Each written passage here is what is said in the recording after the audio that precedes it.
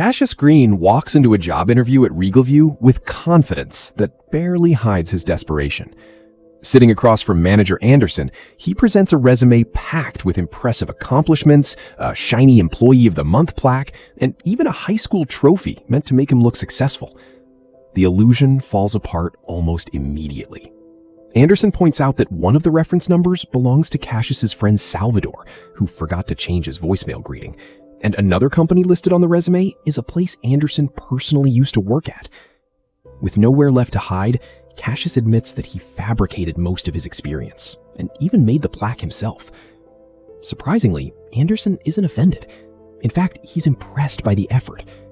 At Regalview, qualifications matter less than hustle, and Anderson offers Cassius a commission-only telemarketing job on the spot. It's hardly a dream opportunity, but for someone struggling to survive, it's the only door that is opened. The next morning, Cassius wakes up in the cramped garage he rents from his uncle Sergio, and immediately begins questioning the meaning of his life. While talking with his girlfriend Detroit, he confesses his fear that he'll grow old and die without ever accomplishing anything important. Detroit sees the world differently. She believes life is made up of countless small moments that matter just as much as grand achievements. Their intimate conversation is abruptly interrupted when neighbors accidentally walk in, reminding viewers that Cassius isn't living some glamorous life, but is barely scraping by. Turning on the television, he sees an advertisement for WorryFree, a corporation that offers workers food, housing, and employment inside company facilities. The commercial presents it as a revolutionary lifestyle, but beneath the cheerful marketing lies something deeply unsettling. Workers sign lifelong contracts and live entirely under company control, making the arrangement feel less like employment and more like imprisonment. Before leaving for work, Cassius is confronted by Sergio, who reminds him that he owes 4 months of unpaid rent. Sergio's drowning in debt himself and can't afford to keep helping him forever. He gives Cassius only 2 weeks to come up with the money.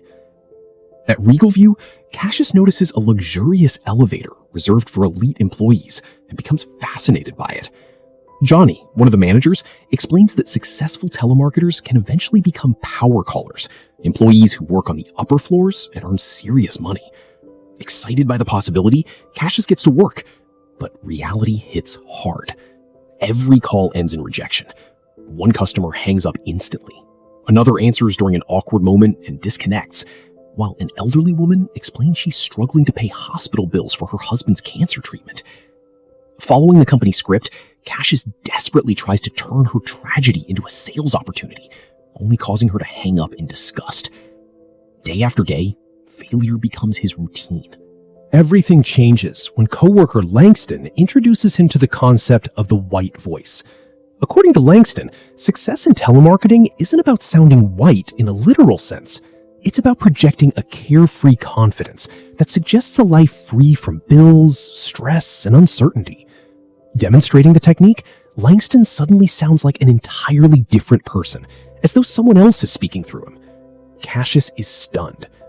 Around the same time, management hosts motivational meetings filled with meaningless corporate jargon about teamwork and family. Whenever employees ask practical questions about wages or promotions, their concerns are ignored. Frustrated workers like Squeeze begin organizing quietly, arguing that the company's promises are empty and that employees need to unionize if they ever want fair treatment. Squeeze invites Cassius to join discussions outside work, planting the first seeds of resistance in his mind. As Cassius practices his white voice, his fortunes begin to change dramatically. Sales start pouring in, managers celebrate his success, and rumors spread that he may soon become a power caller. Meanwhile, outside the office, protests against WorryFree intensify. Activists argue that the company's lifetime contracts are essentially a modern form of slavery, trapping desperate people in endless labor. News programs debate the issue while WorryFree executives defend themselves by claiming that workers sign the contracts voluntarily. During nights out with friends, Cassius perfects his new sales persona and amazes everyone with how convincing it has become. Yet, while he enjoys growing success, Squeeze becomes increasingly dedicated to organizing workers and preparing strikes. The company promises that anyone can become a power caller, but Squeeze believes it's merely a tactic to keep employees chasing an impossible dream. The conflict reaches a turning point when workers stage a coordinated protest inside Regalview. Employees stop answering phones and chant against company policies, demanding better treatment and fair compensation. For the first time in his life, Cassius feels like he's participating in something meaningful. However, that feeling is quickly challenged when management calls him into the office. Expecting punishment, he instead learns that he has been promoted. He is now officially a power caller. Torn between loyalty to his friends and the financial security he desperately needs, Cassius hesitates only briefly before accepting. The lavish elevator finally opens for him, carrying him to a luxurious world hidden above the ordinary employees. There, he meets the mysterious CEO, Mr. Bleep, who explains that power callers sell two things: firepower and manpower. Cassius soon realizes that manpower refers largely to WorryFree's workforce, meaning he is now helping corporations profit from what is essentially legalized exploitation. As his income skyrockets, Cassius drifts further from the people who once mattered most. He buys expensive furniture, moves into a stylish apartment, and pays off Sergio's debts. Detroit, meanwhile, is revealed to be an activist connected to the Left Eye movement, secretly participating in demonstrations against corporations like WorryFree. She becomes increasingly uncomfortable watching Cassius embrace the very system she opposes. Their relationship begins to fracture as Cassius prioritizes work over everything else. Even when Detroit explains the deeper meaning behind her art, he struggles to pay attention, exhausted and consumed by his new lifestyle. Meanwhile, the workers at Regalview continue striking, facing violent security forces hired to crush dissent. Cassius repeatedly crosses the picket line to reach work, convincing himself that he has no choice, even as his friends accuse him of selling out. Cassius's rise eventually earns him an invitation to a lavish party hosted by WorryFree CEO Steve Lift. Surrounded by wealthy elites, he experiences firsthand how disconnected the powerful are from ordinary people. Steve treats him like a novelty, demanding stories from the streets and pressuring him to perform for entertainment. Later, Steve invites Cassius into a private meeting and offers him a glimpse behind WorryFree's true ambitions.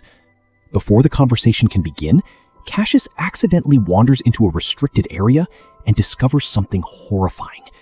Chained inside secret rooms are grotesque horse-human hybrids called Equisapiens, creatures writhing in pain and begging for help. Terrified, he runs back to Steve, who calmly reveals the truth. WorryFree has developed a chemical designed to transform workers into stronger, more durable laborers. Steve sees the Equisapiens not as victims, but as the future of productivity. He even offers Cassius $100 million to become their leader and keep them obedient. For the first time, Cassius rejects wealth and power outright. Determined to expose the conspiracy, Cassius tries warning journalists and the public, but nobody believes him. The truth sounds too absurd. Everything changes when Detroit receives a video accidentally recorded from Cassius's lost phone. The footage clearly shows the Equisapiens, the experiments, and Steve threatening them. Together, they release the evidence and begin speaking out publicly. Yet, even with proof, the world reacts in unexpected ways. Many people admire WorryFree even more, seeing the company's innovations as economically beneficial. The stock market soars, corporations celebrate, and the public becomes distracted by entertainment and viral trends. Frustrated by society's indifference, Cassius reconnects with Squeeze and Salvador, apologizing for abandoning the movement. Together, they prepare one final plan to stop the company and expose its abuses on a larger scale. The climactic showdown unfolds during another massive protest outside Regalview. Security forces attack demonstrators with brutal force, determined to break the strike once and for all. Hidden among the chaos, however, are allies Cassius has secretly recruited. Using information stolen from Steve's mansion, he frees the Equisapiens and convinces them to fight back. When the enhanced creatures arrive, they completely overwhelm the guards, smashing through barriers and turning the tide of the battle.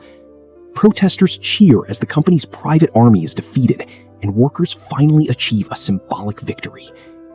Though authorities eventually regain control of the situation, the event becomes impossible to ignore. Detroit sees that Cassius has truly changed and finally reconciles with him.